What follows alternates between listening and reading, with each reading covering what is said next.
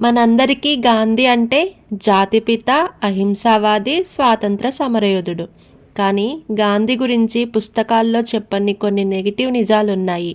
ఈ వీడియోలో గాంధీని అవమానించడానికి కాదు, ఆయనను పూర్తిగా అర్థం చేసుకోవడానికి ఈ నిజాలు చెప్పబోతున్నాం.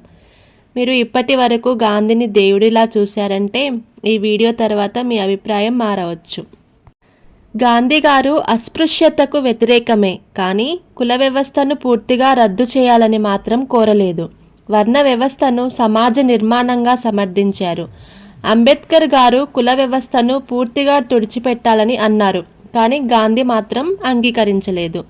అందుకే అంబేద్కర్ గారు స్పష్టంగా చెప్పారు, గాంధీ దళితుల విమోచకుడు కాదు. ఇది చాలామందికి తెలియని చరిత్ర. దళితులకు ప్రత్యేక ఎన్నికల హక్కులు రావాల్సినప్పుడు గాంధీ నిరాహార దీక్ష చేశారు. దీంతో పూణే ఒప్పందం జరిగింది. చాలామంది దళితులు దీన్ని తమ ఓటమిగా భావించారు. గాంధీ భావోద్వేగ ఒత్తిడితో రాజకీయ నిర్ణయం మార్చారని విమర్శలు వచ్చాయి. యువకుడిగా ఉన్న గాంధీ దక్షిణాఫ్రికాలో నల్ల జాతీయులపై తక్కువ స్థాయి మాటలు వాడారు. వారిని అశుభ్రమైన వారు అని రాసిన లేఖలు ఇప్పటికీ ఉన్నాయి. తర్వాత ఆయన మారిన ఆ ప్రారంభ దశ అభిప్రాయాలు పెద్ద వివాదంగా మిగిలాయి. చాలామంది చరిత్రకారుల అభిప్రాయం, గాంధీ అహింస బ్రిటిష్లకు ఉపయోగపడింది, భారతదేశంలో పూర్తి విప్లవం జరగకుండా చేసింది.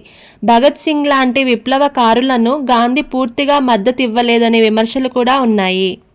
గాంధీ గారు తన బ్రహ్మచర్యాన్ని పరీక్షించడానికి యువతులతో ఒకే గదిలో నిద్రపోయేవారు. అది ఆయన స్వయంగా అంగీకరించిన విషయం.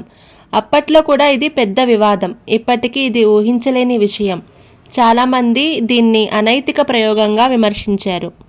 గాంధీ విభజనకు వ్యతిరేకమే, కానీ దాన్ని ఆపలేకపోయారు. లక్షల మంది ప్రాణాలు, కోట్ల మంది శరణార్థులు. చరిత్రలో ఇది గాంధీ యొక్క అతిపెద్ద రాజకీయ వైఫల్యంగా కొందరు పేర్కొంటారు. గాంధీ దేవుడు కాదు, గాంధీ రాక్షసుడు కాదు.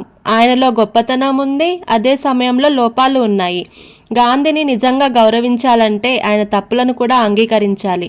ఎందుకంటే నిజమైన నాయకుడు విమర్శలతోనే పెద్దవాడవుతాడు. ఓకే ఫ్రెండ్స్, ఈ వీడియో మీకు నచ్చితే లైక్ చేయండి, షేర్ చేయండి, సబ్స్క్రైబ్ చేయండి guys. Thank you for watching.